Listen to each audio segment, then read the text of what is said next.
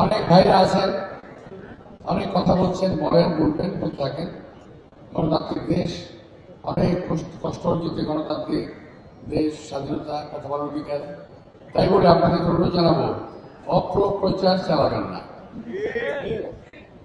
নির্বাচনে কি করবেন সেটা বলেন, কোথেকে আসছেন সেটা বলেন, এলাকায় জনগণের জন্য কতটুকু কাজ করেছেন সেটাও বলেন। আমি তো বলতে পারবো আমার রাজনৈতিক জীবনের বেশিরভাগ সময়ই আমার কেটেছে আমার এলাকাবাসীদেরকে নিয়ে।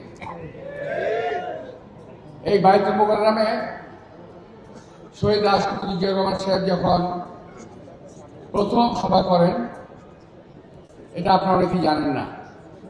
এই স্টেজটা কোথায় ছিল জানেন? এটাও জানেন না।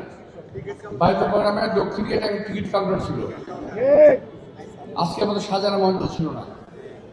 ও টিকিট কাউন্টারের উপরে শহীদ রাষ্ট্রপতি জিয়াউর রহমান সাহেব আসেন। তারপর বায়তুল মোকাররমের দক্ষিণ গেটে আরেকটি সভা হয় যুবদলের উদ্যোগে। সেই সভায় আগে সভাপতি করেছিলাম, শহীদ রাষ্ট্রপতি জিয়াউর রহমান সাহেব প্রধান অতিথি ছিলেন।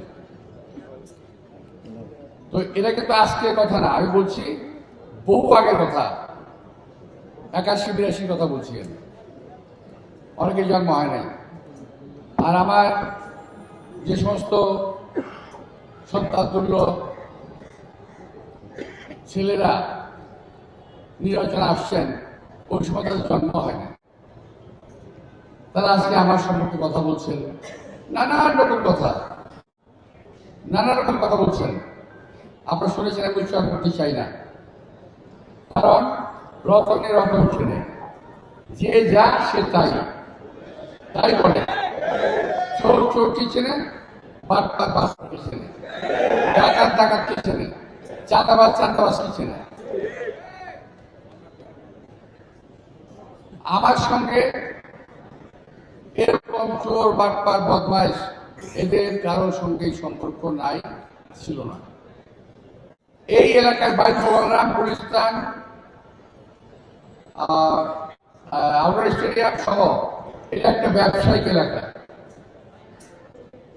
মসজিদ মশারিয়া সহ একটা ব্যবসায়িক এলাকা, ক্লাব পাড়া, স্কুল, কলেজ আমার এই ঢাকা 8-এ অবস্থিত।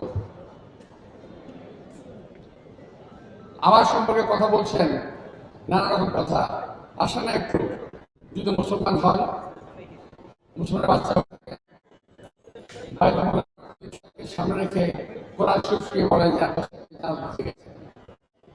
আসেন, আমি চ্যালেঞ্জ করলাম আপনাকে, যে এইটা বলেন। এই সমস্ত ফালতু কথা বলে মানুষকে বিভ্রান্ত করার চেষ্টা করবেন না। আজে কথা বলে এদেশে মানুষকে ঠকানোর চেষ্টা করবেন না।